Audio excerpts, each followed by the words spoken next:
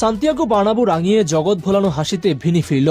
সাম্বার তালে পুরনো গ্লানে মুছে দিয়ে নতুন উদ্যমে এগিয়ে যেতে ভিনি ফিরল। শত সহস্র কটু কথা, ফ্যানদের বকাঝকার, হতাশার অধ্যায়ের সমাপ্তি বোধহয় ভিনি আজ থেকেই করলেন। ভক্তদের প্রত্যাশার জায়গাকে পূরণ করতেই বোধহয় ভিনি আবার ফিরলেন।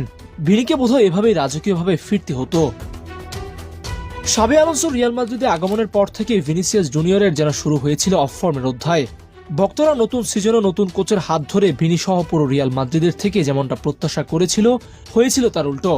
একের পর এক বিগ ম্যাচে হার, লা লিগার শুরুতে পয়েন্ট টেবিলে এগিয়ে থাকার পর পয়েন্ট লুজ করে চির প্রতিদ্বন্দ্বী বার্সেলোনাকে লিড এনে দেওয়া, লিভারপুলের বিপক্ষে টানা দ্বিতীয়বারের মতো পরাজয়, গত সিজনে চ্যাম্পিয়ন্স লিগের প্লে অফে 2 লেগে হারানো পেপ গার্দিওলার ম্যানচেস্টার সিটির কাছে পরাজয়, নগর প্রতিদ্বন্দ্বী অ্যাটলেটিকো মাদ্রিদের বিপক্ষেও বড় ব্যবধানে হিউমিলিয়েট হওয়ার পর মাদ্রিদ ভক্তদের প্রত্যাশিত নতুন রিয়াল মাদ্রিদ দেখার বদলে সুযোগ হয়েছিল রিয়াল মাদ্রিদের ইতিহাসের অন্যতম বাজে সময় পার করার রিয়াল মাদ্রিদকে দেখার।